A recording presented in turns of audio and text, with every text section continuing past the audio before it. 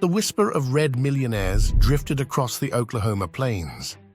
In a forgotten corner of America, the Osage Nation had found black gold beneath the red earth. They quickly became the wealthiest people per capita on the planet. The Osage were once the richest Indians in America. Oil money flowed into their reservation in rivers, financing mansions and riches beyond imagination. The town of Grey Horse became known for its many affluent Osage residents and earned the nickname the Black Wall Street. But resentful eyes watched the meteoric rise of the Osage. Uncivilized Indians did not deserve such fortune.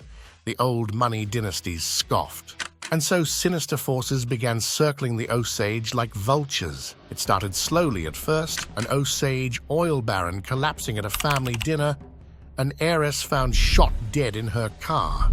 Police chalked it up to accidents, until the bodies kept piling up. One after another, the Osage were dying under suspicious circumstances. Some poisoned in their sleep, others with their headrights to their oil fortunes mysteriously signed away. It soon became clear that something sinister was targeting the red millionaires. With local police failing to solve the cases, the newly created FBI took charge. What they uncovered was a chilling conspiracy unlike anything America had seen before. A twisted plot threatening to wipe out the entire Osage Nation and steal their mineral fortunes.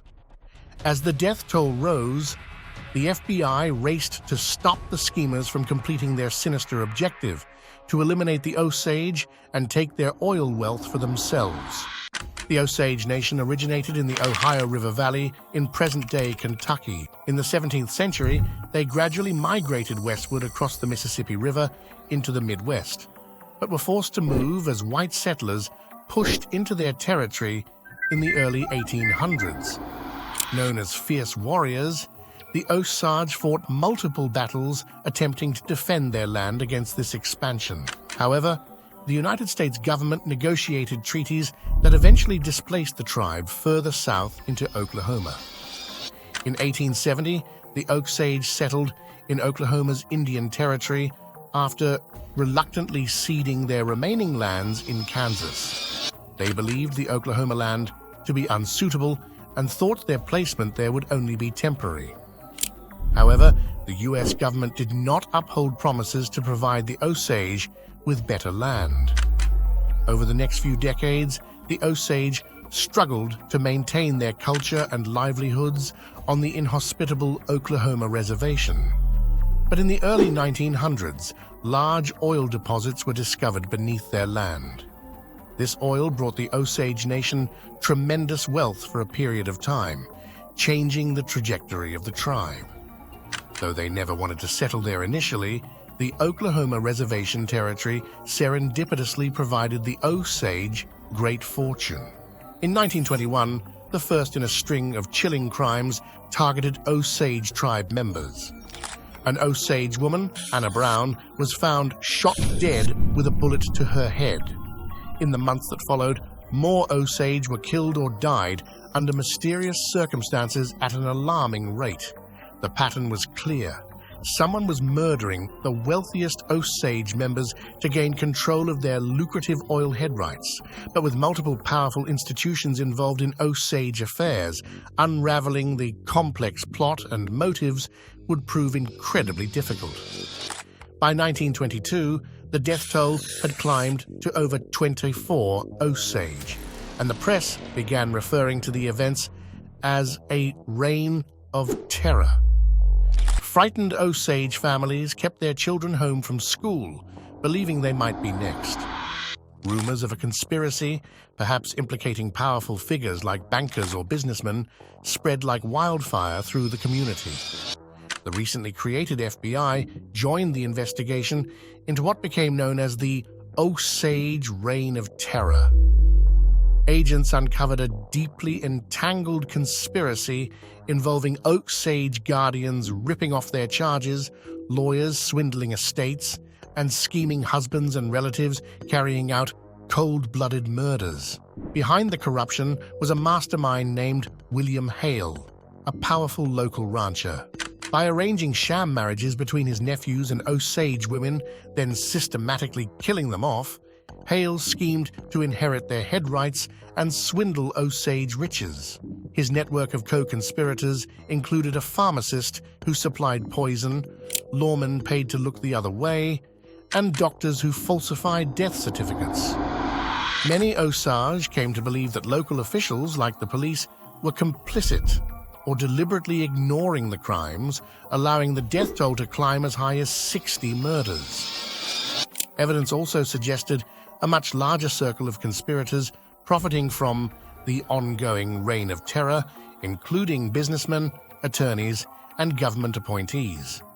For their part, the fledgling FBI pursued pioneering forensic techniques to try cracking the case, like analyzing chemical residues, fingerprints, and blood evidence found at crime scenes. They began surveilling suspects using undercover informants and wiretapping, risking retaliation from dangerous criminals. This trailblazing investigation work eventually brought critical clues and arrests. By 1929, Hale and several other key co-conspirators had been apprehended and brought to trial for their murderous plot. During the sensational trials, the chilling details of exploitation and cruelty shocked the country. Recorded testimony laid bare the extent of greed, racism, and orchestrated violence plaguing Osage life. While many applauded the justice finally served, some argued that the authorities and systems that allowed these crimes to go on for so long without intervention deserved equal scrutiny and blame. Critics noted that if white citizens had been dying in such numbers, the response would have been swift and thorough, not delayed years, while the death toll mounted. In the aftermath, the Osage worked to rebuild and protect their community. New guardianship rules improved oversight and required FBI approval of all headright transfers. Though safety improved, the Osage remained haunted by the trauma and losses inflicted during the Reign of Terror. The public exposure of such an extensive murder conspiracy targeting Native Americans also fueled demands for reforms in Indian affairs and education policies. Activists argued that ends to discrimination and paternalism were long overdue.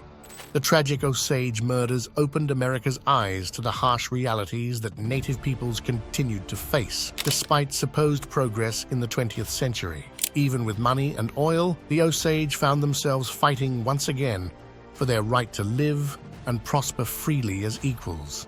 This disgraceful chapter revealed how far some would go when greed and prejudice collided. The extensive web of corruption showed the systemic rot that allowed exploitation of indigenous peoples to be justified and concealed. But the triumph of truth and belated justice also demonstrated how righteousness can still prevail, even against entrenched oppression. Though the Osage endured horrifying cruelty, their resolve remained unbroken. The Reign of Terror inflicted deep scars, but it failed to destroy the Osage Nation. They survived the attempt to plunder their prosperity. But we must never forget the lessons of this history, nor its terrible human cost. Only by reckoning with these failures can we hope to build a more just society.